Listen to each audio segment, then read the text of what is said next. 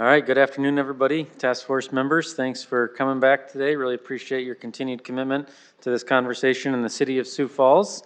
We are missing a couple of members today. They had other conflicts, some other meetings in the community, but we'll continue on with our work today. A couple of reminders here. First, you'll notice on the agenda that public input is in a different place on the agenda today. So if you're joining us here in the room, just want you to be aware that public input is earlier in the meeting before we have conversation about our draft recommendations. And so the draft recommendations are on the podium over there. If you'd like to grab a copy of those draft recommendations, because if you want to make public input on them, you can do that before we discuss them as a group. That will be the only time we have a public input at our meeting is at that point in the meeting. So please be aware of that. It will not be at the end of the meeting as normal. Second thing, just want to remind all of us task force members, I hope that you've been getting some comments in the community for serving and different things about the thing. I've had to remind a lot of people in the community that the task force did not start to end homelessness in our community. And so I feel like constantly need to remind all of us what True North is. True North is for us to identify tangible action steps that we can recommend to the council and the mayor that will take healthy steps as a community. We are being realistic. We're not a 50-page document, and we're not ending homelessness, but we're identifying healthy steps that we can take as a community. So let's encourage all of us to keep that in mind and encourage the community to keep that in mind as well. We're going to go ahead and get started today. We're going to begin with a real fun and educational experience. Our Chief Legislative Officer for the City Council, Jim David, is going to give us an overview of panhandling history in city ordinances. We've spent a lot of time on this in our research group, in our group as a whole. We spent some time on this. There's been a lot of conversation in the community about panhandling, and so felt take it better. Let's take a pause button here and get some historical understanding. I believe we also, the Chief is going to, I think Police Chief is going to join us. Chief is here today. Chief is also going to join us for questions as well, and open conversation as well after Jim presents the information. So Jim, take it away. All right, good afternoon, task force members. The city's current panhandling ordinance was adopted the fall of 2012. It was a complete rewrite of the ordinance that had been in place since the early 1980s that had prohibited public begging. According to the current ordinance, soliciting from traffic is not allowed. There can be no direct exchange of money from a driver or passenger of a vehicle. Permission is required for a panhandler to operate on private property, but they are still prevented from entering into traffic. In addition to the ordinance, there was a community policing exercise in the spring of 2020 on East 10th Street at the I-229 interchange. Over a 3-week period, there were a total of 18 arrests, alcohol violations, disorderly conduct, with 2 of those arrests specifically for panhandling. The following year, panhandler signs were installed in various intersections throughout the city. Several cities and states around the country have attempted to restrict panhandling activity, only to have these laws invalidated by the courts. One in particular was Oklahoma City, which adopted an ordinance in 2015 to prohibit all but emergency use of medians on roads with speed limits of 40 miles per hour or higher, which affected more than 400 medians in Oklahoma City. The ordinance was litigated in federal court and declared unconstitutional by the 10th Circuit Court of Appeals on First Amendment grounds. The Supreme Court denied the city's appeal, allowing the Circuit Court decision to stand. The court stated in its opinion that medians are traditional public fora. According to previous case precedents, that streets and sidewalks were traditional public forums. Traditional public forums is defined as those locations that, quote, by long-standing tradition or by government fiat, have been devoted to assembly and debate, unquote. Examples cited include protests, charity drives, and political campaigns in city medians. The opinion also stated that governments may impose reasonable restrictions in public forums based on time, place, and manner without violating the First Amendment. The regulation must be narrowly tailored to serve a significant government interest and not burden substantially more speech than is necessary than to further the government's legitimate interests. The city had defended its ordinance, stating that it was based on pedestrian and traffic safety, but the court found that there was no evidence to bolster that argument. In fact, data showed that there was no accidents due to pedestrians and medians out of almost 40,000 accidents between 2010 and 2015. The court noted, however, that before its passage, city officials and others publicly mentioned panhandlers as the impetus for the ordinance. And finally, the court advised Oklahoma City officials to prohibit pedestrians from stepping into traffic, which the city of Sioux Falls currently has in place, which the city officials did dismiss due to its difficulty to enforce. The court responded that, quote, ease of application is not a sufficient reason to burden the First Amendment, unquote. Des Moines, on the other hand, as another case, Des Moines adopted its ordinance in 2019, and it prohibits anyone from standing, sitting, or staying in a median less than 6 feet wide at intersections where the speed limit is 30 miles per hour or higher.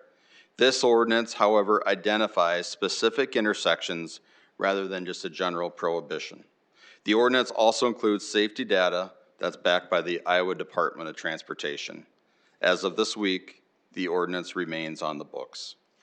I'd be happy to answer any of your questions. Questions for Jim on the history of the ordinances? Jesse?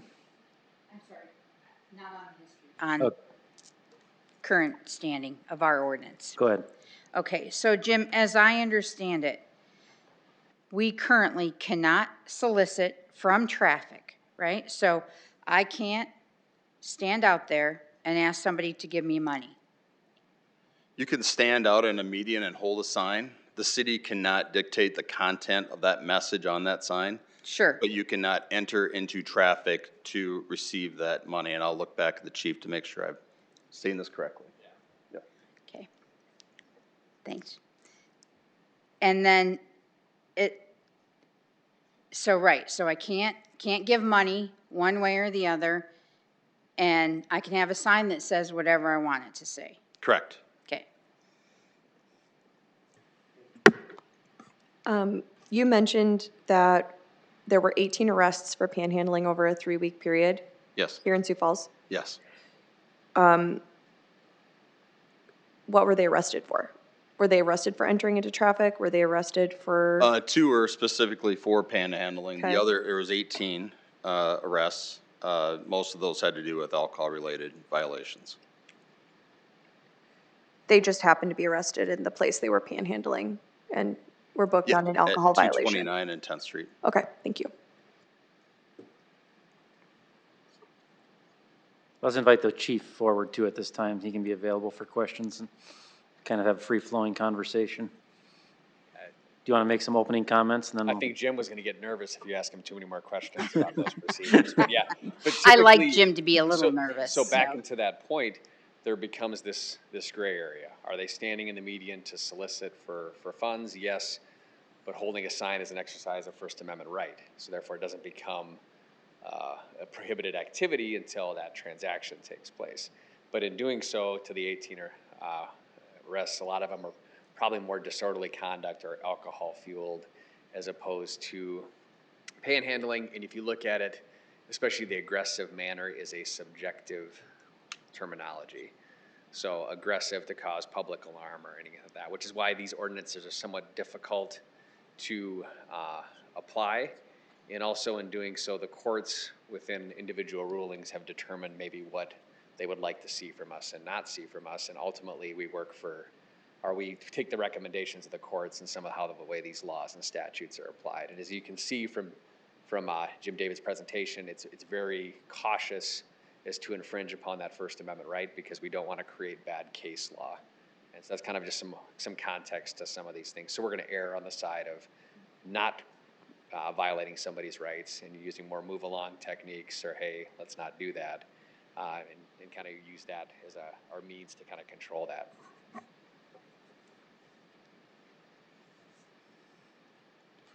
other questions or comments for the chief? Chief, you got any bright ideas? After Caden's question, maybe. And Jim, I know that you mentioned that they found I think it was Oklahoma City, you said that in the 4,000 accidents, panhandling didn't contribute to any of them. Was that right? Out of the 4,000 accidents, they found that panhandling wasn't contributed to any of those accidents? 40,000. Chief, to your knowledge, have we had any accidents caused by panhandling in Sioux Falls? Not that I can recall. What we do see, though, is especially in the neighborhoods that are affected by alcohol pretty heavily, especially Cliff Avenue corridor between 3rd and 10th, we have seen quite a few car pedestrian accidents. And typically those individuals weren't engaged in panhandling.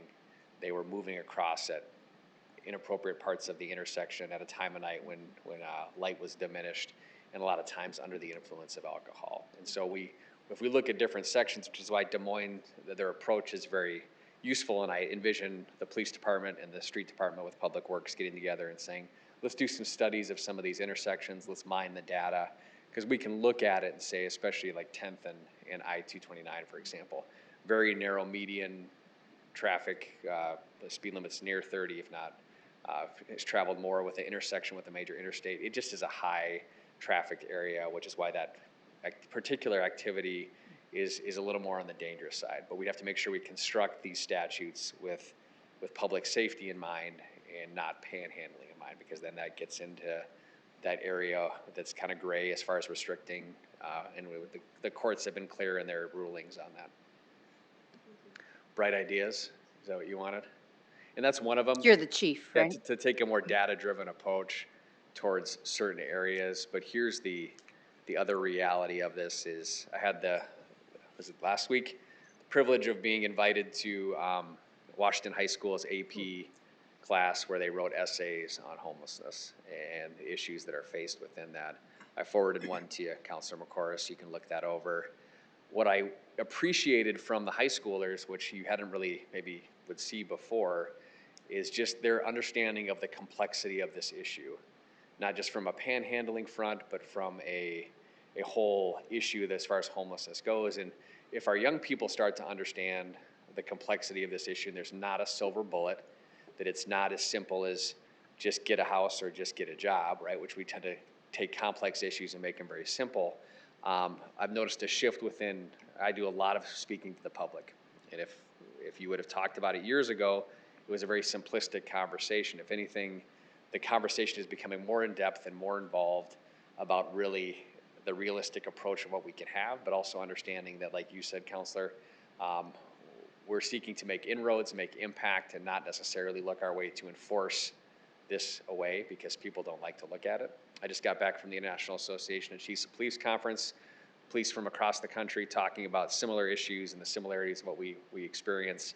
And again, it's something that we, I think as a community, are at least having a really upfront conversation about and understanding the limitations and maybe where inroads can be made. So I think if you're looking for a positive, I can't find you a magic solution to make this, but I can say that we're at least having a conversation that's maybe more immature and informed than other parts of the country. Other comments or questions? Terry? Yeah, I think mine's more just a comment. I struggle with red tape and even understanding what all of the ordinances still mean. For me, I just see myself as a citizen who doesn't mind from time to time giving money to people who ask for it for my own reasons. Yep. But I guess what I'm wondering is, like, as this is all written, is there risk associated with a citizen like me who then just participates? Am I like helping them to break the law if I don't know So- how or when I should give money? So realistically, you're participating in this activity, right?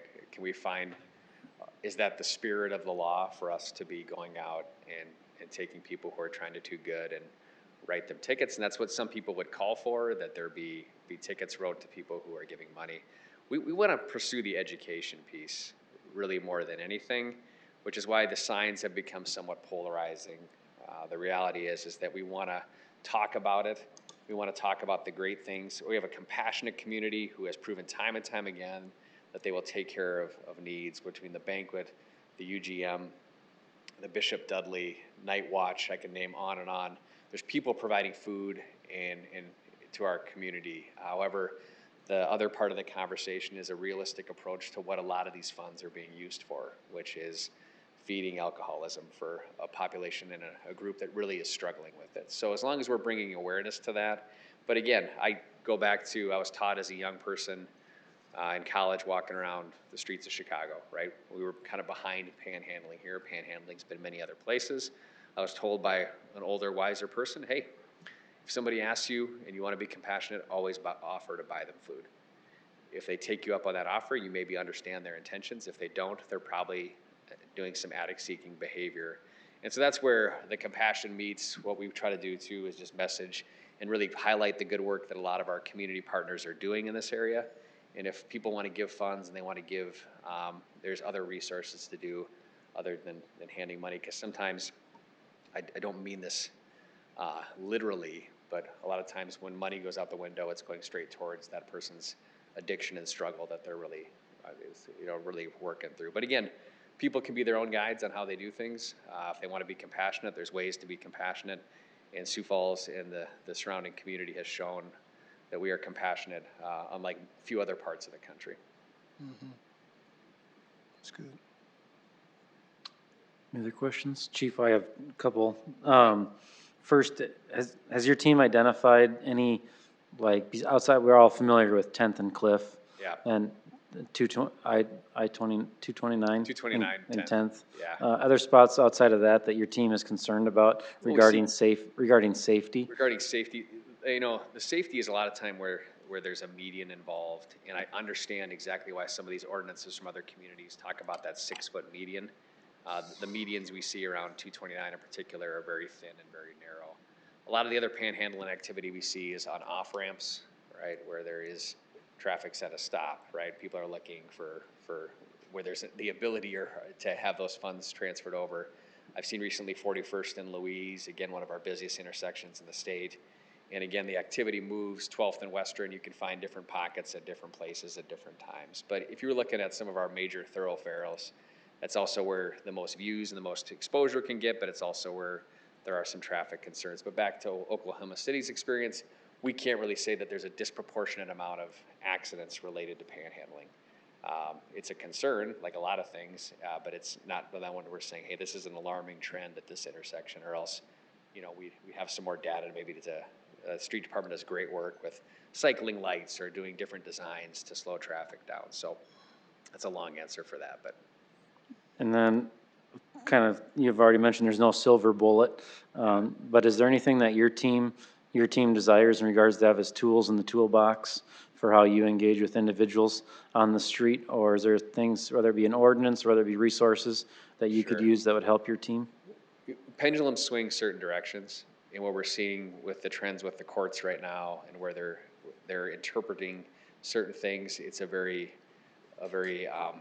open definition of the First Amendment. And we obviously as law enforcement want to respect the court's decisions and their guidance and where they're going, and we don't want to run afoul of that because officers often don't want to be named as part of bad case law, right? That's something that they seek and they desire. And that's the attorney's job too, from the city attorney's office and others, is to really say, what are the trends we're seeing in other parts of the country? How can we put our statutes so they really are effective?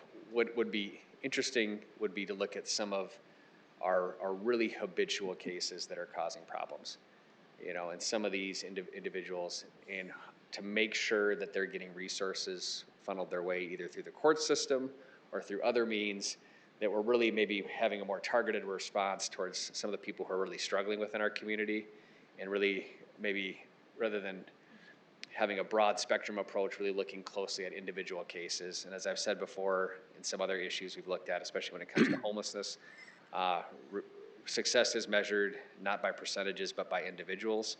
And so to take that individualistic approach to see how we can support people and transition them from a community-wide standpoint. I'm not sure you can do that with ordinance. You can only do that with collaboration and a holistic look at the problem. My final question is related, Southeastern Behavioral Health. They were here with us a couple of months ago, and they commented on a pilot project that they were doing with the PD. Was your pilot project with Southeastern Behavioral Health only in response to calls?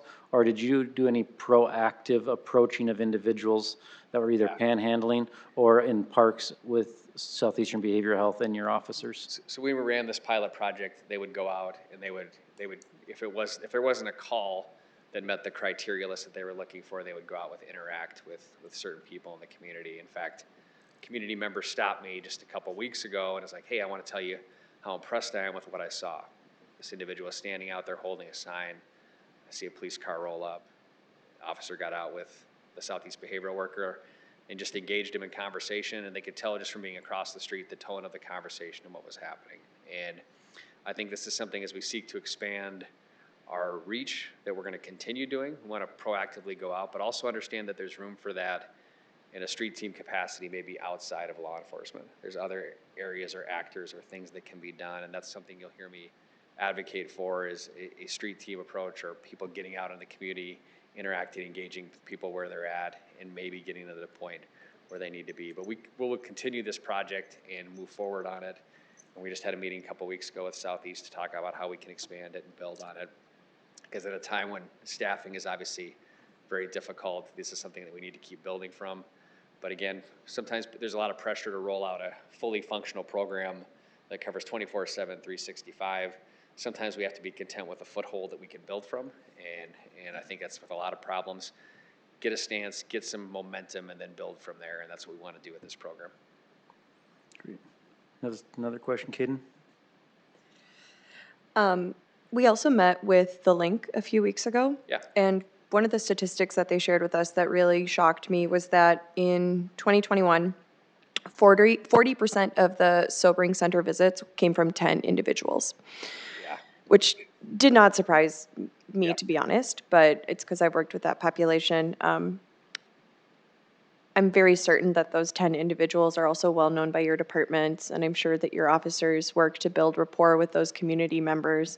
Are you seeing consistent faces at those locations panhandling? How often are we seeing new individuals participating in that, or is it kind of the same old people that we expect to see? So you start to see the same people, but when new people show up, you kind of take note of it. Now, I've been off active patrol now for a couple of years, seems longer, but time moves quick.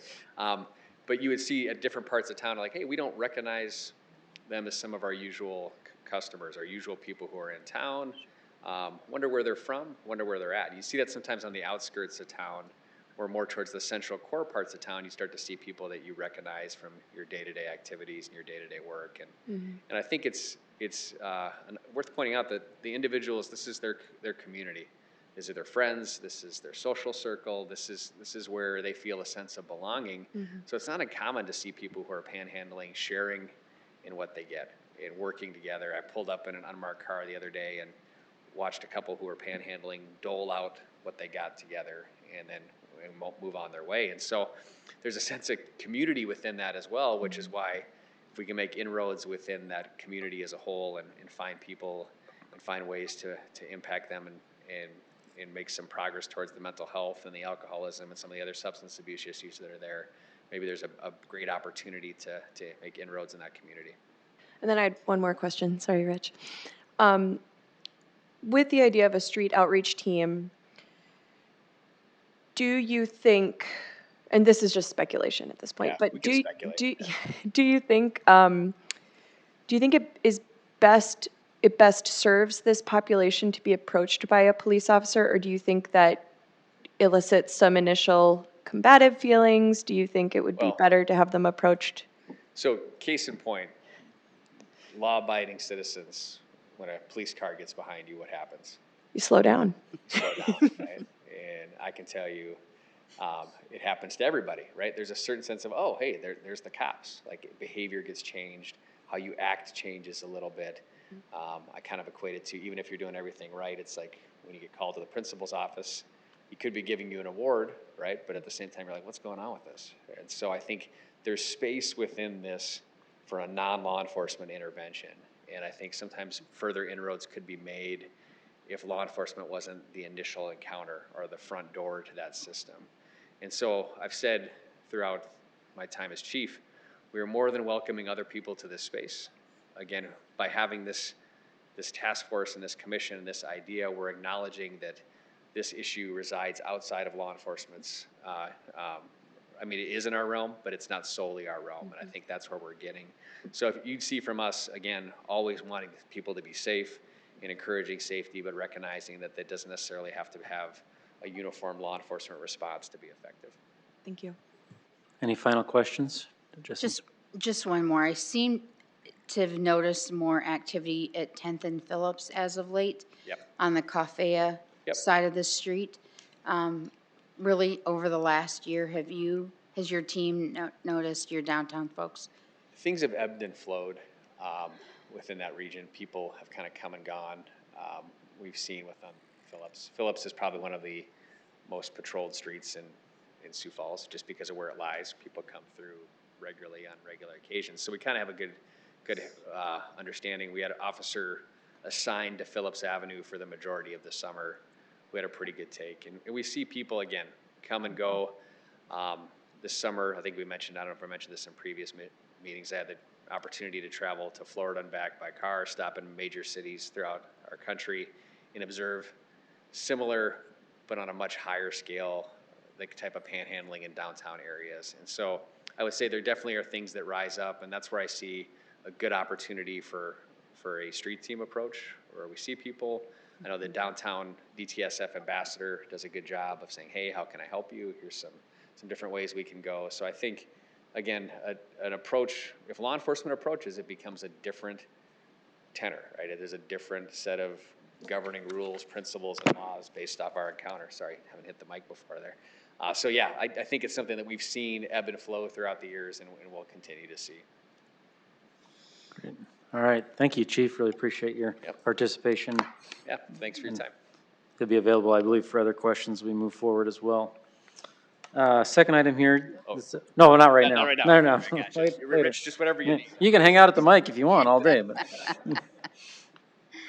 Second is winter preparedness update and overview. Carrie Benz from the county is unable to be with us. I believe she was going to send a partner in crime. You want to step forward maybe? I'm going to share some things that Carrie had sent me, and then you could answer any questions. Or you just want to give the update, and then I can introduce yourself and your She partner. had said that she had sent out the notes to all of you from the winter preparedness meeting that Minnehaha County Human Service, Lori Montes, Minnehaha County Human Services.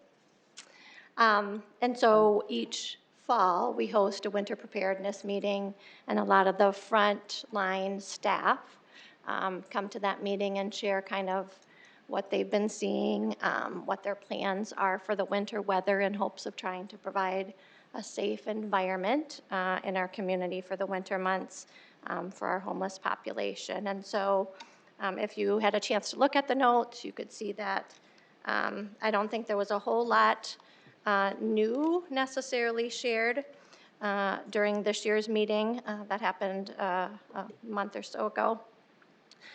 Probably the two biggest agencies that we really look to for help in this area are the two shelters, so Bishop Dudley and the Union Gospel Mission, in trying to get people placed and out of the elements if the weather is not safe to remain outdoors in. And so we really tried to get some details from both of those agencies as to what kind of parameters they follow for when the weather gets bad.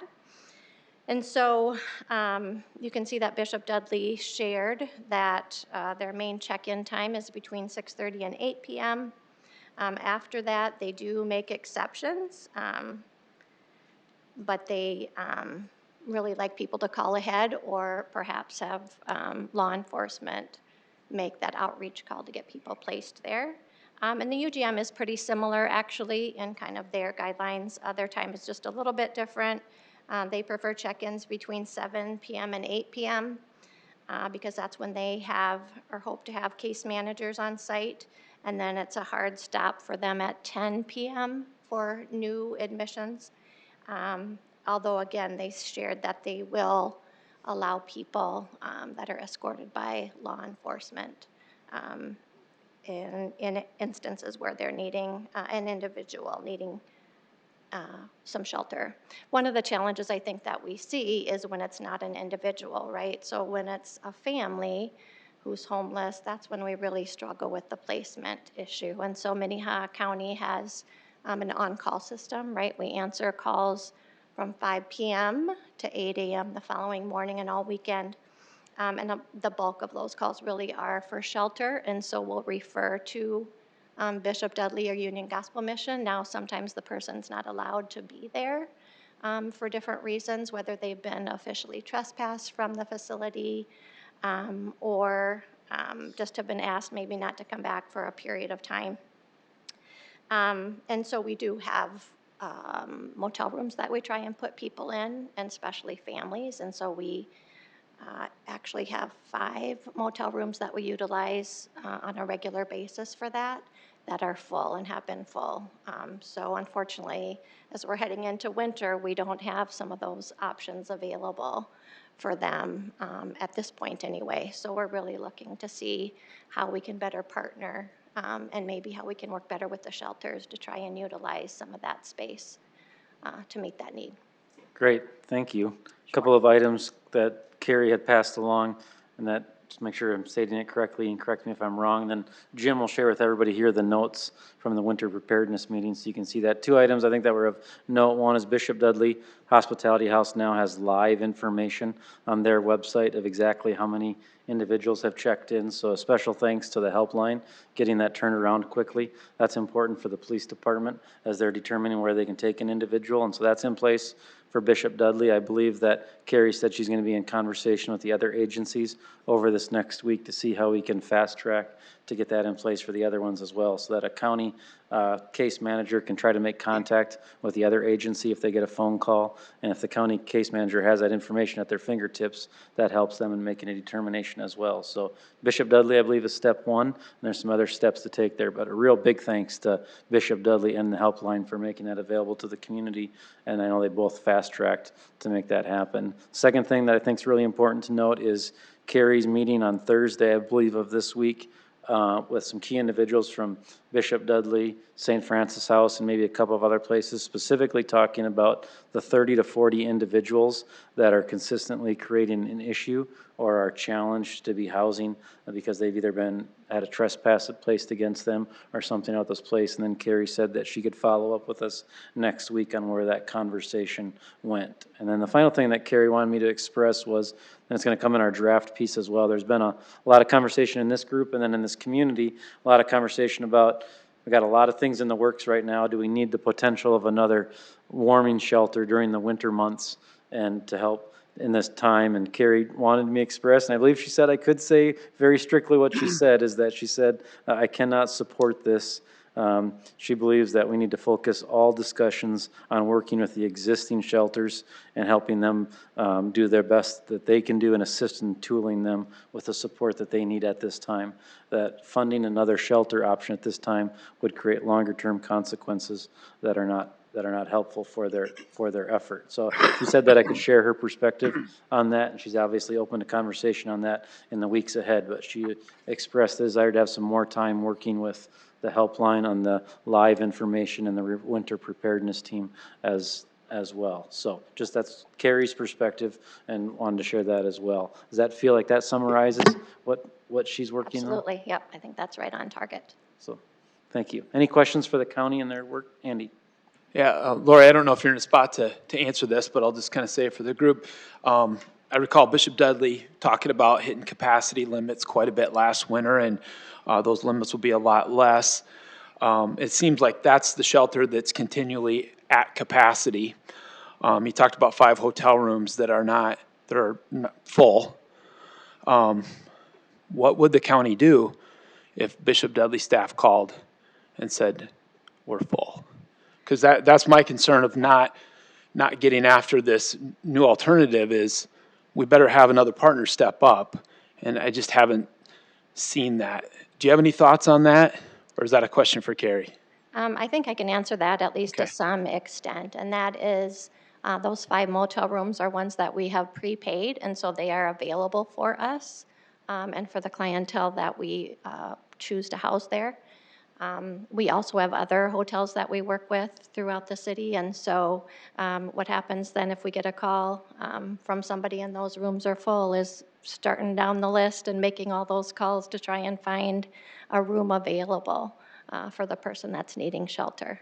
So it can be a time-consuming, and we've had a couple times, honestly, this summer where we had to just say, we don't have any rooms. There weren't any. All of the, available rooms in the city were being utilized by, other people that were here working and, here for events and all of that kind of thing. So that's been a challenge for sure. Caden? Yeah, I talked with Madeline a few weeks ago. She anticipates them hitting 180, 190 individuals attempting to spend the night there, and that's 25 more than they are legally allowed to have there. So I guess what I am wondering if you can walk us through the process. If somebody wants to check in at the Bishop Dudley House, they are number 156. They can't be let in. Is there a 24/7 county person that is going to take that call at 9 p.m. and is going to facilitate getting a motel room for that person? We use up all those motel rooms. There's no more in the city. What is the, at what point does the Bishop Dudley House, I don't think they do have discretion to, go over what the fire department has given them in terms of numbers. I'm terrified that we are going to see somebody freeze to death this winter. And I have yet to hear a solution to that from anyone, not just from you, Lori. I'm not, Right, yeah. right. I have yet to hear a sustainable option for us when it comes down to the wire. Yeah, I think that's exactly what those conversations need to include is what are we going to do when that happens? Because I think we can count on that happening. And one piece of that, I think, is trying to utilize the UGM better because they have not been at capacity historically. And so I think there is some room there. And so hopefully we can get something in place to help them fill in and meet some of those needs. Maybe, go ahead, Mike. That kind of brings up two concerns that I kind of have. First of all, everybody these days is talking about inflation. And the price of those motel rooms that you have on standby, those that you need additionally and so on, are probably going to be leading to increased costs. Another thing that has not been brought up, excuse me, is that at one time it was said that Amazon was going to be putting off for 2 years. Now, the information that I've received is that Amazon's going to be hiring 140, 150 people per week and hope to be completely staffed, 1,500 people by the end of February. In that particular situation, we're going to have an influx of people coming into Sioux Falls. Not necessarily all of them, well, if they won't have a job, more than likely, and may contribute to our homeless population during that winter cold period time span. And that's something that, again, no one's brought up. Again, earlier on, it was like it was supposed to be 2 years. Now it's pretty much the onset of a morass of people, or at least an influx into the city, which is a fairly large influx. Thank you. Thanks for sharing your perspective. Any other questions for the Marshall? Thank you, Mr. Chair. Remind me of this again. It's always the Bishop Dudley stories that really get down to the nuts of this subject, and especially when Madeline tells these stories about full capacity and that. So there's 5 hotel rooms, or with a certain hotel, that if you're turning somebody away, they go there. And then there's, if it gets to that point and those are maxed, there's somewhere else to go. I mean, how many times has it come where somebody's actually had nowhere to go? Fortunately, it hasn't been often over the summer, but I think I can think of maybe 2 or 3 instances this summer where we had to say, we have nowhere to put you. There's no rooms available. And so, sometimes it's people who showed up in town with no plan and hoping that they could connect to some service, but it just has not been there. So I would say like 2 or 3 times this summer that happened. And the capacity of that, and again, Madeline, I'm sorry if I'm giving you questions, it should maybe go elsewhere, but so the capacity of that, Bishop Dudley, again, is what, and usually it's about 20% over, it sounds like. Every time she tells a story, we're fitting people down the hallways and this and that. I mean, how many people are generally in there? She reported at this meeting that the capacity of Bishop Dudley is 155 individuals, not including the 7 families. And that, sorry, I just want to comment, that is well above what it should be. There's 80 beds for men and 20 for women and 7 family rooms. 155 individuals is the Bishop Dudley House completely putting all the tables down in their day rooms and laying down floor mats, if they even have 155 floor mats, if not just blankets, so that people are on the floor. That's not even sleeping in a bed. And think- did I understand it? Sorry, one more question. you're fine. If I could. So, and Carrie's recommendation was, if I heard this right, no more rooms or building something additional or whatever, let's focus on what we have, or how did I hear that part? Yes, I think her perspective or her comment was related to trying to set up another shelter, just because of all of the challenges that go with that. It's, that's one of the hardest things to do, is to house homeless people. And I think trying to get, well-meaning, a lot of times people that step up and want to do something just ends up not working out for the best. So I think it really is trying to maximize the effective use of the facilities that we have, which again, I think the biggest one is UGM. That does have a lot of space. So I think, just to follow up, probably a little context, I think one is the Bishop Dudley's been sending me updates each morning, whether that's good or bad, over the last 10 days. And 3 times over the last 10 days, they've already been over the 155 number. And Bishop Dudley, whether to their credit or I'm not sure how to phrase it, has not necessarily gone in and said, you're out. Partially, the conversation that Madeline and I've had is putting a staff member in that situation of having to say to somebody, 156 units. I think I don't know if we'd all agree on that or not, but that's a tough spot to put an individual. We're having a hard time staffing anyhow, of having a staff member make that determination. And so what Madeline and I have talked about in regards to that, her comment about funding a warming shelter was really around churches, for example, have come forward at different times and said, hey, we'll open up. And what's happened is churches haven't realized the complexity of saying, we'll house 30 people here, because usually the 30 people that show up are the most difficult 30 people. So it sounds good, like, hey, we'll open up our room, throw some cots out and so forth, but the challenge and the difficulty is extreme. And so the conversation that Carrie made clear to me was like, hey, let's really double down here on this winter preparedness thing over the next couple of weeks and see if we can make some ground with Union Gospel Mission on live numbers. And if we can increase that, I think it's become clear in here in this conversation, in 2 weeks from now, if we don't have a better process with Union Gospel Mission on how to handle over 155, then I think we have to come back as a group and say, you know what, we might have to have another conversation, because we don't want to put a staff member in that situation. Yeah, I would agree with that completely. Thank you. And Let's Lori, go over thank to you for Jesse and then we'll come stepping in back. here tonight. We'll come back to Andy. Jesse, go ahead. Yeah, thank you. We had a board meeting last Wednesday, and just to reiterate exactly what Rich said, on October 12th, we had guest 156 show up.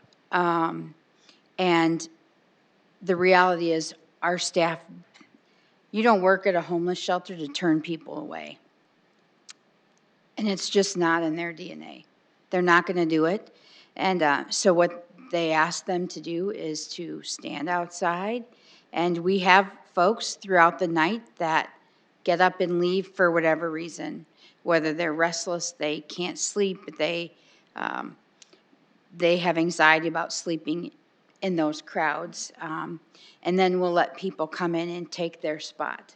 But it is exactly as Caden said, we're a facility for 100 people, and and we are at guess 156. And so while we can say we don't want to open another warming shelter, we don't, I believe we need to take a hard look at what our choices are and really figure out what's best to do that. I didn't see Carrie's notes, so I would appreciate maybe perhaps getting them from that meeting.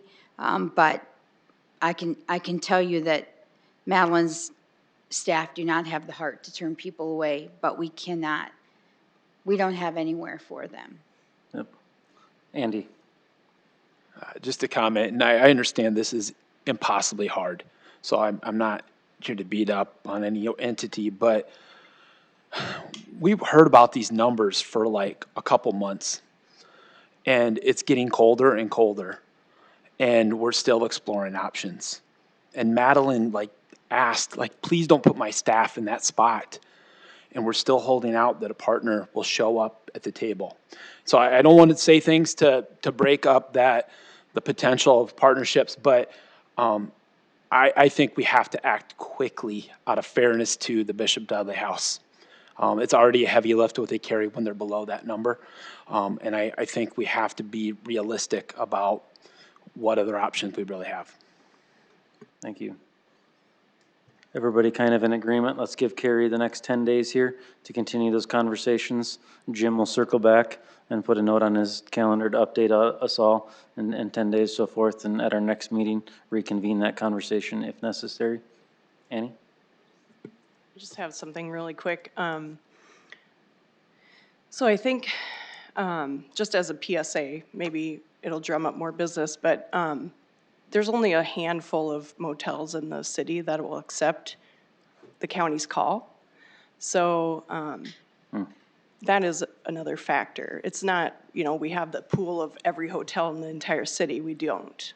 It's a small group of hotels that will accept a voucher from the county. So I think the big void here is, and we've been dealing with it, since I started at county, which was 18 years ago. I started at county, and it was, it was kind of a joke, but it was I wish the homeless shelters would actually take the homeless, because there was a void of certain people that wouldn't be allowed in to certain places. So, and I feel like we've all kind of danced around that subject a little bit today, but that's a big part of this. All right. Thank you for coming today and Sure, stepping in. absolutely. Really appreciate your Yes. willingness to be here. You're welcome. At this time, I want to open it up for anybody from the public to come and give public input on anything we've talked about today or the draft recommendations we're going to be discussing in just a moment. So any members of the public wish to address the task force, you can have 3 minutes to share your perspective. Any members of the public? Going once, twice? All right, sold.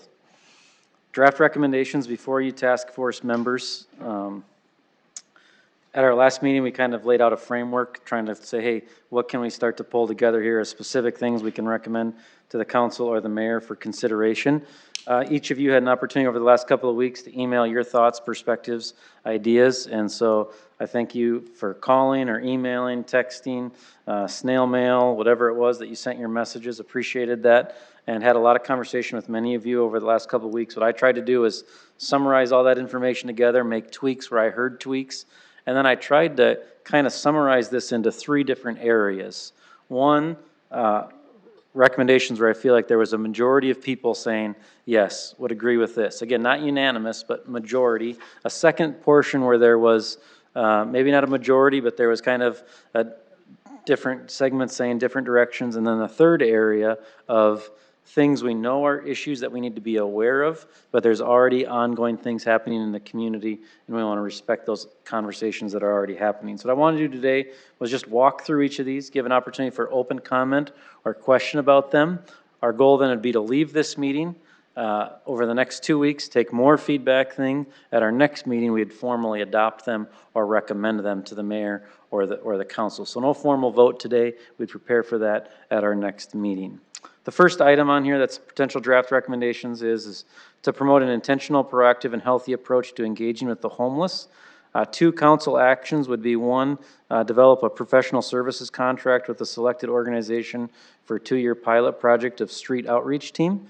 What this comes from is examples in other communities that we've heard of, researched regarding kind of what the chief of police already mentioned, sending non-law enforcement individuals on a proactive basis to interact with people in our community who are struggling. What I've tried to do over the last couple of weeks is specifically talk with governments, 4 different cities: Rapid City, Denver, Salt Lake, and Tulsa. Each of these communities has something very similar to a street outreach team. Each has a little different approach to how it's done, whether it's in a nonprofit, whether it's part of the city, wherever it might be. So I tried to talk to each one and get some overarching themes that they had recommended. And the overarching theme that was kind of recommended was make sure that you start strong enough where you can make a big enough impact over the 2 years to really make a judgment on the effectiveness of the program. So for example, they kind of unanimously said, hey, don't start this thing where you just have it on Friday nights from 7 p.m. to 10 p.m. and then look back in 2 years and say, well, that didn't really work at all. Make sure you put enough effort forward. And so where the financial numbers came from was in talking with each of those cities on how much they spent, kind of averaging that out for our size of community and so forth, recognizing that I'm not recommending here, and how this task force conversed about it, the city's not taking on the full cost. We're expecting whichever entity that we partner with is also taking on a major portion of the cost, but the city is putting enough funds forward that would allow us to have some say in the makeup of the program.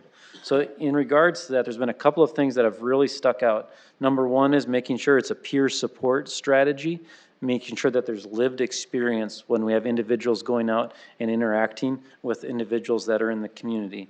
Secondly, in our community specifically, something that maybe we haven't talked about openly, but I know that many of us have had conversations behind the scenes. Annie, please correct me if I'm wrong on this. The most recent statistics that I've received, at least from the state, is that 78% of our homeless community in Sioux Falls is Native American population. And so in recognition of that, I believe we can all recognize that that's disproportionate to our community population. We want to partner with an organization that has Native American experience. And so I want to make that a key element of it, a requirement of the contract. And then the third item would be making sure that whoever we partner with is part of the Helpline Network of Care. It won't make a lot of sense for us to enter into a contract with someone that's not part of the Helpline Network of Care, plus set up a fund and be encouraging people to be in the Helpline Network of Care. So it should be part of the contract. And so that's the general thoughts at the moment, is that those dollars that go forward in a contract would require those elements to be a part of it. So questions, conversation there. Jesse. I really think that this is going to be a great first strategy to come out of this. And I do feel that that lived support from people who have perhaps been in this exact same situation cannot go far enough to hopefully making some key strides. The Bishop Dudley House is part of the Helpline Center's network of care. That's how we've got to where we've got a real live number of how many beds we have available. There is a downside to this, however, and it's that the state HMIS dollars, these two systems, Network of Care and HMIS, do not talk to each other. And it's not because of I think a desire of any one organization or another, but HMIS is bound by the federal government to use their system and their vendor. And their vendor, no matter how well-intentioned we are, they don't want to have any crossover. They don't want to allow any access to perhaps compromise their system. And we had specific conversations because our partners at the Bishop Dudley House early on encouraged us to work with the Helpline Center to become a part of the Sioux Empire Network of Care. So we did have live, real-time numbers as best we can about the people that are and the guests that are staying with us. So while we think it's a great system, We are glad to be a part of it and have been a part of it for a long time being 7 years in our business, but there's a downside too. And if, you know, all the parties are getting the money, there's got to be some sort of link to make it easier. Because we only have so many resources at the Bishop Dudley House, and we cannot spend 20 hours a week taking the data that we are getting from the network of care and entering it into the HMIS system, and that's what's happening right now. We have to take all of that data and enter it into their system, and we could use those hours better spent serving people. Thank you. Good thoughts. Annie, go ahead. So we actually had a conversation with 211 and the state about being able to share the data and connect the databases. 211 can explain more of the details a little bit better because they're working with the state or the federal government on some things that they can explain it better than I can. But let me just tell you that it sounds like we're headed towards connecting the databases, or at least being able to share the information, so. Let's not put that in the minutes. But, yeah, Terry. So mine is a comment, and bear with me, I'm really struggling with words because this is a tough conversation to be a part of for me. It just brings up a lot of my own experiences. And so when hearing about the peer support piece of it, I celebrate that all day long. And I want to say that also those same peers that we identify to help out with like the street outreach team is the same type of peers that could be called upon to help supervise a warming shelter. So, Rich, when you're talking about the complexity of the issue and churches opening up and realizing that it's messy, it's going to be messy forever. Whoever opens their doors, there's going to be a mess to clean up the next day. But what happens is when people who share in that experience, they don't find it so challenging or disturbing to participate in that type of work.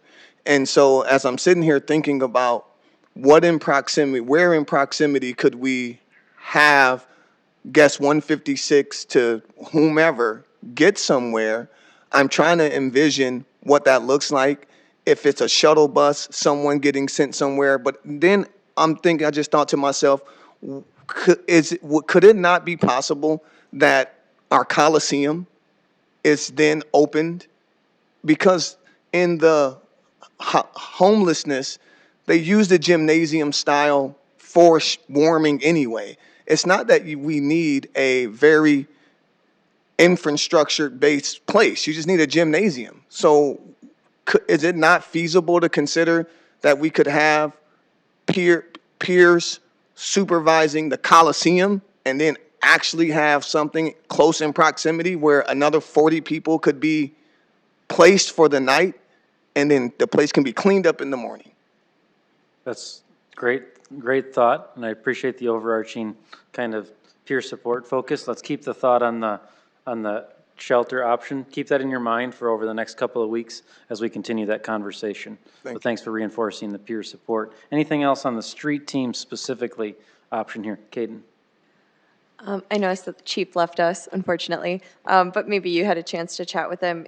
Has he heard about this? Is this something that, I want to know his thoughts on it.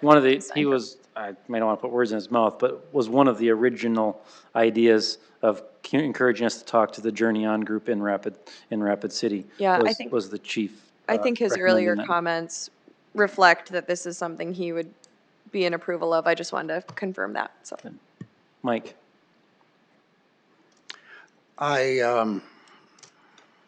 First of all, I think the approach is excellent.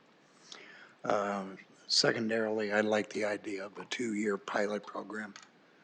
The only thing I would interject along that line is that I don't know if we'd get the same group or what have you, but I'd like to see what is transpired be reviewed at a 1-year point of time. I'd be more than happy to be a part of that. And I guess we need to know how things are going to have progressed from the decisions that we make. Great point. Probably, I mean, should put some objective things in here that we'd be looking for to happen over those 2 years. Good point, Mike. Jesse? Rich, in your visit to Journey On, what metrics do they keep for number of individuals encountered and placement and that sort of thing? The number one metric that they've kept is on the reduction of 911 calls. So their system is a tinge different. They are integrated into the 911 system in Rapid City. Maybe you've seen the news recently, but over the last year, they've lowered 911 calls specifically for individuals by 1,500 calls, which is a significant reduction in that area. I know they've got some other objective criteria, to be honest, but I don't have that. My focus was more on looking at the training of the individuals and kind of how that, and the peer support aspect. Jesse, you have a follow-up there? Yeah, I would just agree. It's a lot of money, but it's probably not nearly enough money to go to one agency to make a big impact. Because I look at, I mean, this is a big number. Bishop Dudley doesn't get anywhere near that kind of dollars from the city. And I'm not saying we want to do this, because we do not. But I think that we need some measurable metrics and outcomes, and what are some expectations of interaction and hours of interaction and nights of interaction, and I'd like to see it happen more frequently, perhaps once a quarter in that initial year, because I wouldn't want us to wait for a year before we make some changes if it's not working. Great feedback. Caden?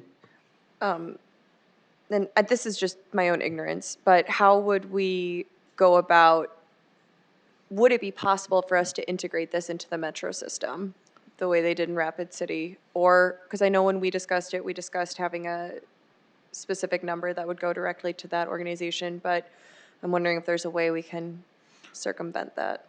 Great question. At this point in the conversations, at least what the feedback that I've gotten back is our system is, we're in a little different situation than Rapid, for example, in that we've got 4 counties. I wish the chief was here so I don't say something I'm not supposed to say.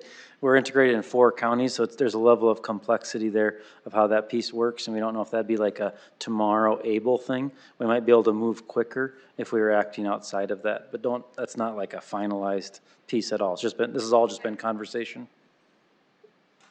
Other questions on this one specifically, or things, we'll work on some objective things and make sure that gets included in this item. Terry. I just also want to voice a full support of it, and really talk about how the proactive piece is super imperative too. When you're talking about measurements of success and those different type of things, when you are ensuring that it's proactive and not just reactive, then during that proactive time, you can actually help with the coaching and mentorship that moves them in transition out of homelessness into the other resources that they need. So I just really appreciate seeing that proactive intention explicitly expressed. Great. The second council action here under this specific one was creating a public education campaign to help people understand the challenges of homelessness.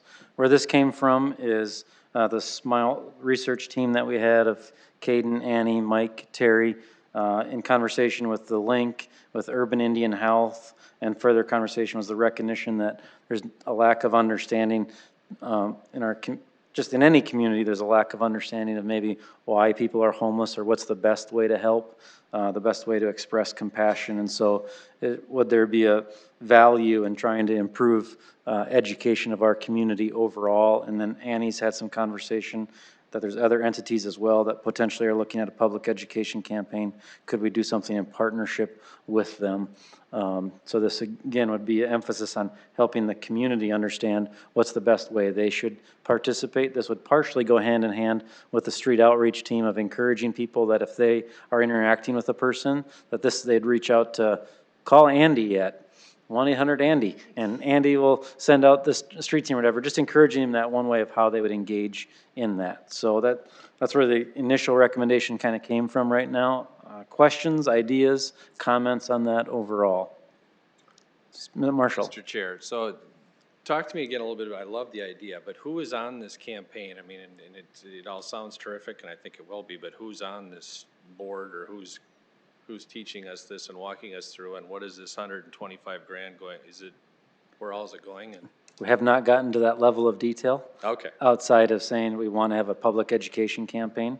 In Okay. early conversations with the administration has indicated a level of support, saying that we could use some of the administrative staff with the city to help put together a campaign. If some members of this community wanted to serve as volunteers to help develop the materials of it, we could use some of the administration staff for the help of delivery on it. But it's got a lot more detail to get into specifics on it overall. gotcha. All right, thank you. Jesse?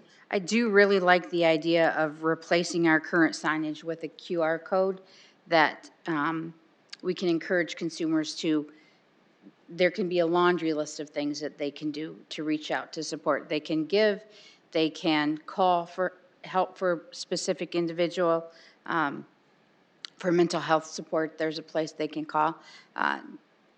It's going to take some resources to have a one-stop shop, for instance, but I think it is a very proactive approach, and something I think that ultimately could get turned around fairly quickly, and I think it's one of the best actions, frankly.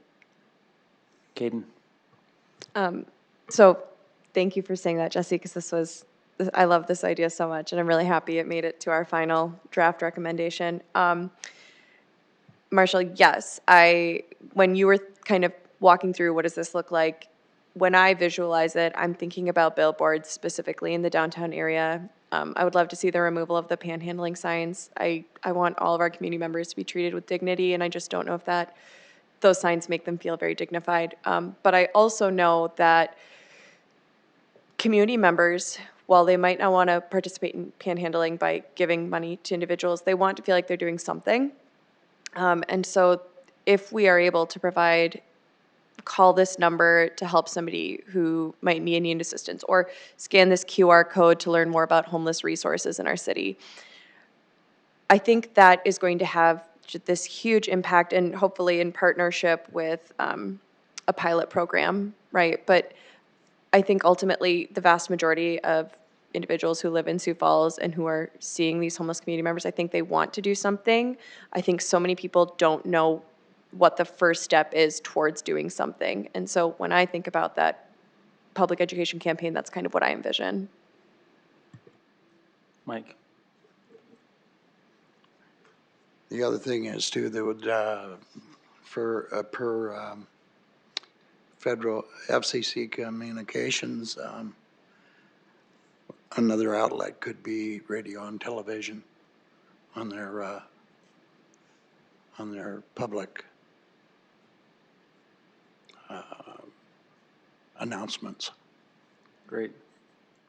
Other feedback, comments? Annie? Can I just, I know we're probably on a time crunch here, but. I'll tell you if you get long-winded. Okay, thanks. I just wanted to tell this story because I think it's important it's kind of a cherry on the top for all of this that we've just gone over. After one of these meetings, I was driving home and there was a man, he was unconscious and he was laying on his back with his head propped up against a pole. And he had a sign that said help. And so I decided I didn't want to call the police because I've done that before, and well, it's kind of a waste of resources sometimes. But so I stopped, I pulled over, and I just went up to him and I was like, "Are you okay? Do you need me to call an ambulance?" And he came to, and he just kind of smiled at me, and I was like, "Do you need an ambulance?" And first he said yes, and then I think he was kind of embarrassed, and then he changed his mind. And I said, "Well, are you hungry? Do you want to go across the street? Frying pan?" He's like, "Yeah." So we went over there and sat down and had a meal together, and he shared a lot of personal details about trauma and addiction and a lot of different things. And I feel like,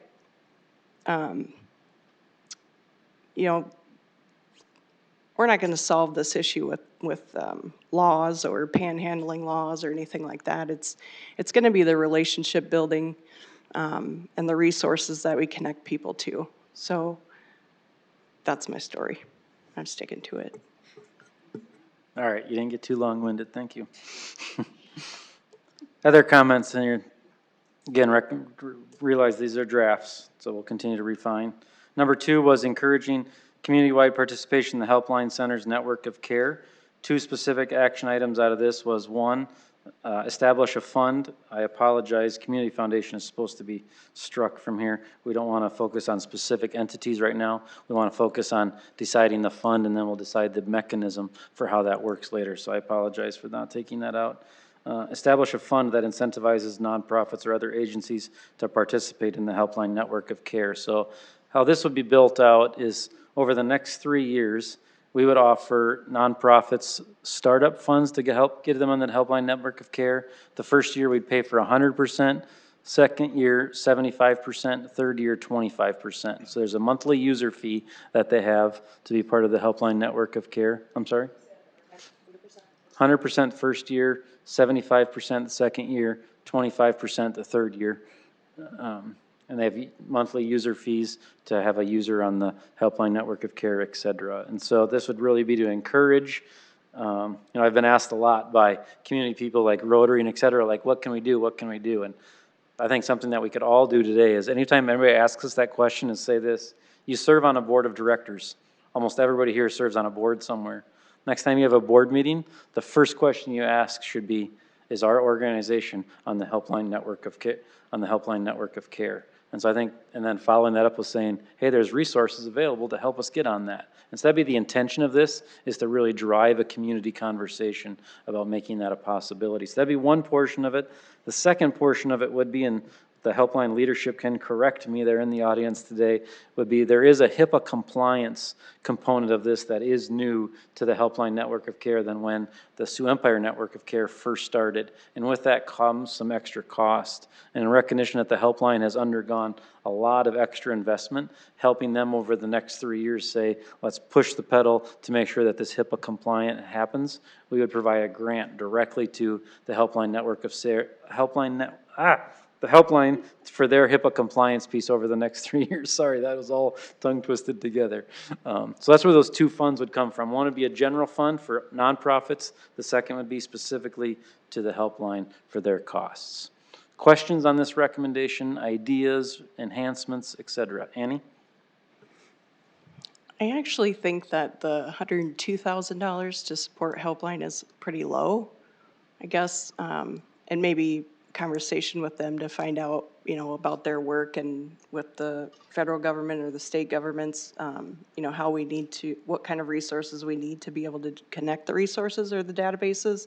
Because I feel like that dollar amount's pretty low for what we need. But I'm not the expert on that piece, so, but future. Everybody in the crowd gets nervous when a task force member wants more money, doling out. Andy? I love this one. I actually like that the Community Foundation came out, just for the record. Happy to not do that. But I just wonder about, and I should have thought this earlier, if the dollars maybe are limited, and hopefully there's an outpouring of organizations that want to participate, should we talk about a prioritization of those that have kind of a higher nexus with homeless populations, and so that, given a certain time frame, there would be some groups that would get the first dibs at it. That was just one thought. That's a really good feedback. Thank you. I'll make sure to get that added in there. Terry. So I want to start by apologizing in advance again for my lag. Again, I'm struggling to get my words out in time, just because of my experience with this. So I just want to say that I do fully support the education campaign thing too, and it's because we're not going to straight trying to enforce our way out of it. I like that our recommendations are coming forward outside of what law enforcement can do or what an ordinance can do, and an education campaign does that as well. So I do like that one as well. And I like this third one too. So both of them at once, and pardon me for the lag. Caden? Am I allowed to ask the Helpline Center a question? Absolutely. If they're willing to answer. If you would like to answer. It's an easy one, I think. I just want to learn a little bit about the tactics that you've been using to engage with new organizations and get them to come on board with you, because I fully support this and I want to make sure we get as many organizations a part of this as possible. I want to make sure that all of these organizations know this is an option for them. So maybe what kind of public education you've been doing, and what recruitment tactics you've used with organizations. Sorry to call you up. No problem. Janet Kidham, CEO of the Helpline Center. Happy to answer questions about Network of Care. When Network of Care initially launched, we had a lot of conversations and a lot of focus group meetings with the nonprofits in Sioux Falls. As the Network of Care has kind of been more established, we aren't necessarily out there recruiting as hard and heavy as we had been before. There are some organizations that just come to us because they hear about it. There's other partner organizations that are involved and they also want to join. So that's probably the most that we've gotten lately, is just through word of mouth, so to speak. Yeah. And how big of a part of the conversation is the cost associated with being a part of it? Do you feel like this would spur those individuals who have been hesitant in the past to join the Helpline Center of Care? I do. Oftentimes the cost is part of the conversation because if we're working with a small nonprofit, it sometimes is a burden for their budget for them to be able to afford the user fees and the ongoing cost. So I do believe the incentive of a fund would encourage nonprofit agencies to join, especially those, as Andy talked about, that are more in touch with basic needs or the homeless population. That's really, I think, what the target is here. Janet, can you just share with us what is the user fee? What is it a month? What happens when they sign on? Sure. So there's an MOU that we have all of our partner agencies sign when they join. Member operating agreement, Yes, right? sorry, MOU, sorry, as member of operating, of understanding. So we work with a software company called VisionLink, which helps us to have the platform for the Network of Care. With the VisionLink, it's a pass-through cost from them. So each end user has to have a unique end user, and so there's a fee that we have to pay directly to that software company. That fee is right around $30 a month. That potentially the cost will go up as we become HIPAA compliant, however, for that. So if an agency has 3 staff members, each staff member needs a unique user ID, and they have to pay that fee. So that is not a fee that the Helpline Center is benefiting from, which is a pass-through cost. We're sending that on. And then when an agency starts with the Helpline Center, we do charge an initial startup fee because we have to invest our staff time to build the platform to meet the needs of whatever that organization has, whatever programs and services and data that they want to track. So there is, and sometimes that fee varies a little bit based upon the complexity of that nonprofit organization. So sometimes we don't know that fee exactly till we get in and we have to actually build the software to meet their needs. Does that help? Great. Other questions? Mike? What would that final fee be on average? The startup fee is usually around a couple $1,000s. Sometimes like that varies, as I've said, yeah. Thank you. Mm-hmm. Thank you, Janet. You're welcome. Appreciate it. The other action item here that's on for the Helpline Network of Care then relates back to something Jesse talked about earlier and something Annie mentioned as well, is really hosting a roundtable discussion with other key leaders across the city and state regarding HMIS, Helpline Network of Care, et cetera. Depending upon how those conversations continue, that could impact then other needs regarding Helpline Network of Care. But just to kind of emphasize why this is important, take what Jesse said. I think many of us have been involved in nonprofit communities. If you've got a front desk person that's intaking an individual and that front desk person has to enter something on Excel, Microsoft Access, and the Helpline Network of Care, all of a sudden, it's kind of like, I'm going to choose whichever one is easiest, so I'm not going to enter it on the other one. All of a sudden, the data is no longer live. The data is no longer helpful to the other agencies. And so that's why it's so important that we have these conversations, is that agencies aren't going to use multiple databases just regarding the health of their staff and efficiency of operations. So that's the thought pattern of why we're promoting these conversations and why it might lead to other action. Other questions on this priority? Third item on here was to enter into formal planning with the county to strengthen housing first with wraparound services strategy to grow over the next 3 years. I think we've had a lot of conversation about this. There's been focus on saying, what can we do to get people in housing the fastest? I believe an article was shared with all of us early on in this process of what they're doing in Houston regarding housing first. Basically, in a sense, master leases where you get individuals in places as soon as you can under case management. A similar model to like the safe home strategy, but maybe more not building focused as much as just citywide focused. And so the conversation here is say, hey, let's enter into formal conversations with the county, recognizing the county's engaged in a lot of this. And so there's not specifics that we know at this juncture on there. We say we need to have formal conversation about it. There is an item on here that's undergoing that's extremely important. That's called the Just Home Project. The county and the city are working. They've received funds regarding individuals that have experience in criminal justice or have been impacted by the criminal justice system and how to help with that housing. And there's uncertainty still of how that's all going to unfold and roll out in our community. And so those conversations need to happen and get a little further down the road before we can go further down the road in our conversation. But what I've heard from all of you and from others in the community is that people want this to be a priority to update and to take our conversations with the county to the next level. So questions on this, comments or refinements on this? Well, I think, Rich, we have seen great results with our first wet house. You know, I know initially it wasn't supported by really anybody other than the county. They were big believers in it. I know law enforcement was a big fan, and I think we've all come around that it's a good place, and it keeps chronic people off the street and gives them the dignity of a place to live in the midst of wherever it is that they are at.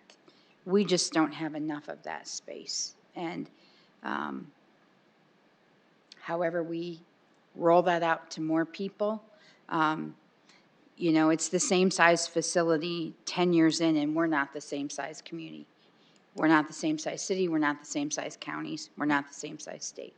So I think we need to figure out how to make it fit for where we are at today. Great, thank you. Other comments or questions, refinements? Final recommendation on here then is to encourage the council to review the loitering ordinance with law enforcement, city's attorney's office, and other impacted individuals. We had the chief again with us today, reviewing panhandling specifically.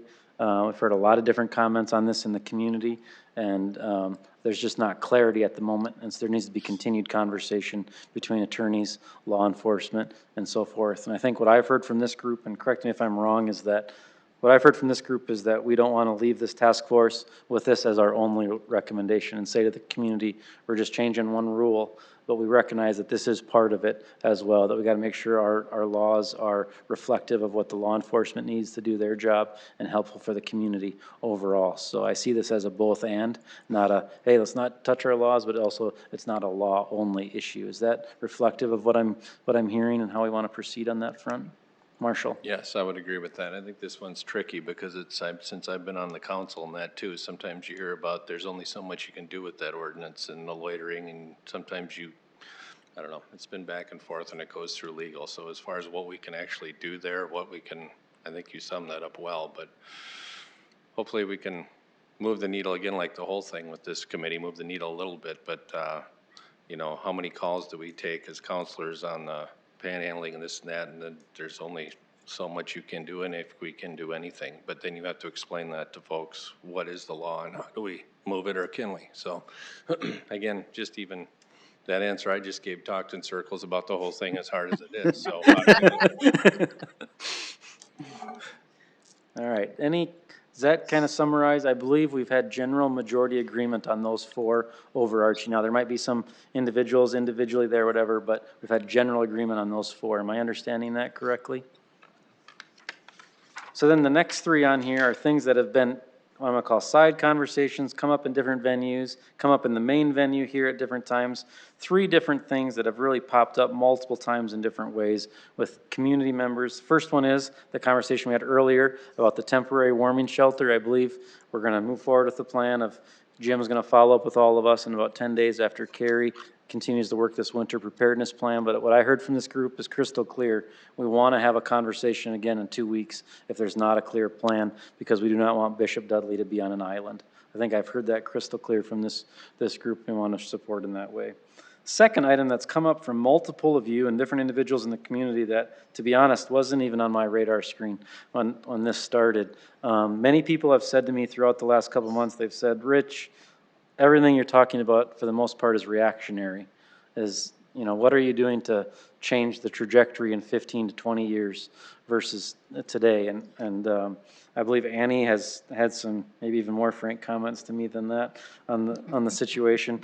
But overall, so anyhow, what's come from that is different people in the community have said, hey, very specifically again, 78% of our homeless population is Native American. What are we doing to partner with the Native American community to change the trajectory of our Native American youth in our city and state? Again, a very difficult conversation, and you don't want to point out one specific group over other groups, et cetera, but it's come up in multiple avenues, and so there's been questions about, is there anything we can do to strengthen state partnerships when children are moving from the city to the reservation or to other communities to make sure they're staying in school? Is there things we can do locally to make sure that our Native American graduation rates improve? To be frank, and as I've thought more about this, it's, in Sioux Falls, we're great at saying, hey, the basement's flooding.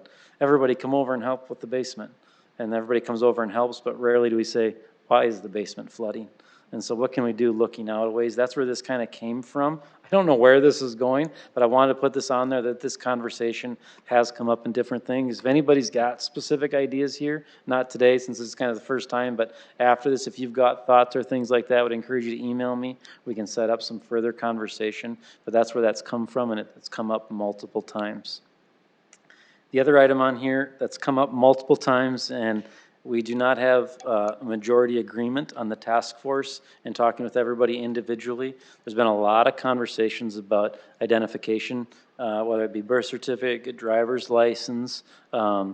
Should we be involved with trying to create a clearer process for how individuals get that? Should we be involved in encouraging the state legislature to make something happen like that? And what I've heard individually from people's feedback is we don't have agreement on that as a task force. Again, I'm not saying it's right or wrong. I'm just putting here what I've been hearing from feedback, everyone on that piece. So I'm not taking it completely off of here, but I'm struggling to find the unity on our group of a specific way to move it forward at this time. So does that make sense why I kind of put it there in that spot?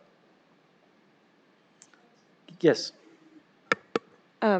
This is a question for Annie, just because I think you might be able to shed some light on this, and if not, I apologize, but I think that just because of your tenure with the county,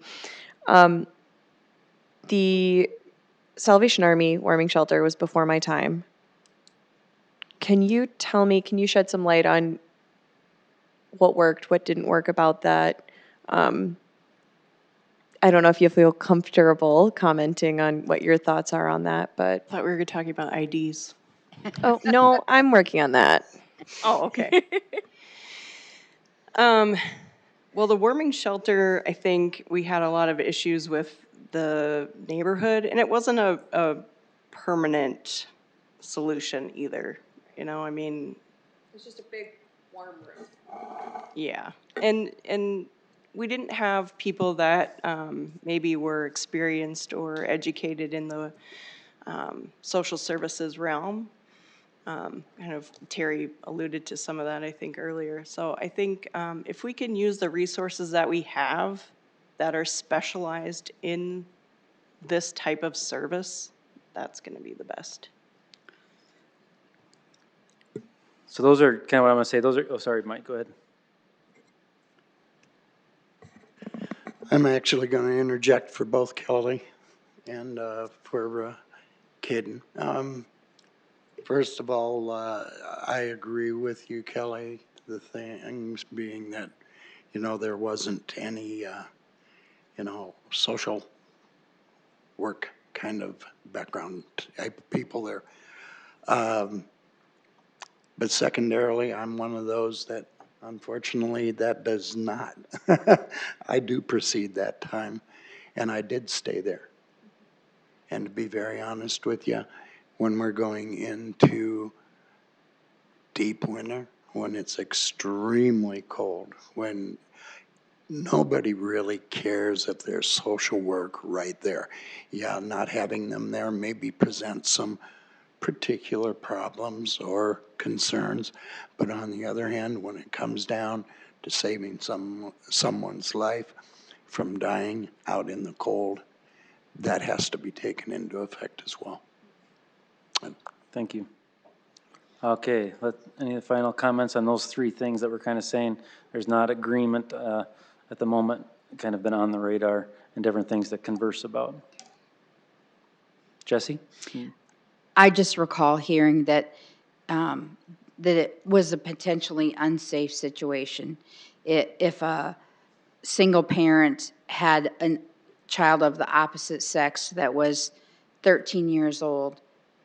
So I'm a mother and I have a 13 and a 15-year-old son. I stay in one room and my boys go to a different room. And it's somewhat of a free-for-all because it's an emergency warming shelter. I think that's why a lot of people chose to stay in their cars, and because they didn't feel comfortable being separated from their children, and felt like they were perhaps endangering them by having them be in a group that was somewhat of a free-for-all. Not by anybody's fault or choice. It was the nature of how it worked. Thank you. And if I'm wrong in that, Annie, correct me, but. Well, I think if that was the situation, the county, if they knew about it, they would actually assist that family to not stay at those places. So. Actually, the thing is, while I was there, when it was an ongoing process, the families weren't split up. It was one big gymnasium room. And to be very honest with you, as has been stated before, I think it was by John, the chief of police, these people do particularly make their own community. And every time when I was in that particular environment, and we're speaking specifically of the Salvation Army, there were people there that would protect anyone else. Just from my personal experience. Thank you. So then the final items on here, these final three items were kind of identifying as, these are priorities that the council and the mayor need to be aware of, but also recognize that there's conversation happening in the community. And so it'd be, I'm sure inappropriate's too strong of a word, but it wouldn't be the appropriate time to make action in there when there's other conversations going on. So for example, those three things specifically are mental health has been discussed a lot. And we've had conversations with the link. I know that I have multiple individual conversations. Our research team had really good long conversation with the leadership there. There's just conversations at the link right now regarding their service in the mental health space as well, from when they first started to today and their ongoing plan there. And so we need to let that strategic planning unfold. Second item that's been discussed a lot is housing our homeless families. We know that Bishop Dudley and other organizations are in conversation regarding potential of housing families at the current existing Children's Inn facility, and want those conversations to unfold a little bit further to see where that goes. And then there's also this conversation about just creating more housing units in our community, that we need more housing units created and the recognition that Thrive's Housing Action Team is in the process of working on a potential housing trust fund. We need to let that play out further for them to bring some definition to that before the city potentially would have a recommendation of being involved in funding, whatever that might be. There's not clarity at this time in what that looks like, but we need that team to continue to do its work. So how this is laid out, over the next week, you'd receive back those top 4 recommendations in more of a formal, hey, this is what the task force would be recommending to the council and the mayor, and the others would be attached as notes, saying conversations were had around this, ideas were shared about this, but there's no formal recommendations at this time. So at our next meeting, you'd be asked to vote on those 4 recommendations that we're making and authorize the release of those notes to the council and the mayor. So over the next 2 weeks, we'll send that out again. You'll have an opportunity to refine further. We'll gather again in 2 weeks, and that time we can discuss further, enhance, et cetera. At that point, we will be taking a formal vote to pass that recommendation on. And again, emphasizing it's a recommendation to the council and the mayor that they'll have further conversation and work to do. And then the final piece to remember is that there'll be a lot of public input between the time that this is formally recommended and the council and the mayor act upon it. The council can't act on anything without public input, and the public will have opportunity to give input throughout that as well. Questions on how this is going to unfold over the next couple of weeks? Comments? Marshall? Just a comment. Thank you for your leadership on this. Rich, it's been terrific. Being a part of this, task force, it's just such an overwhelming topic, and you're always kind of like, there's been 100 studies done on this, and as we form this group, people would go, well, why are we doing this? Isn't there already a bunch of studies? Why aren't we just doing what's been out there? Well, you've done a really nice job of getting the group together and forming these tasks, and I appreciate the group that's here that's been on these meetings, and you've just done a nice job of kind of tying it together. What we're hoping to do is move the needle just a hair. And I think you've put us in that direction. So nice job, and thank you to all of you folks that are involved with this. It's overwhelming, but I think we're moving in a little bit, and you're all doing terrific. Thank you. Thank you, Marshall. Terry? I'll just add a comment in regards to the complexity of the issue, and certainly recognizing that we will be faced with dealing with mental health and addiction and trauma. And I just really like what Annie said earlier with her story about that connection she made. And as a trauma educator, we always say that healing happens in relationships. So if we can get our community to realize that the way we really move the needle on this is helping homeless people heal from stuff and supporting efforts that are relationship-centric, that's a step in the right direction, and we're doing some of that with our recommendations. Other questions before we dismiss today? Annie? Just one last comment. Marshall, I think I was one of the people that said those things. And if you notice on our list here, it is a lot of work that's already being done in the community. It's just now the city council has more of a part of it. So that's exciting. Thank you, Annie, for pouring in for so many years. Okay, well, with all of that, thank you, Task Force, for your continued work. Would really appreciate your conversation over the next 2 weeks. We'll meet, correct, Jim, 2 weeks from today? Same time, same place, same people? If that works for everyone's schedule, yeah, we could just schedule it out 2 weeks.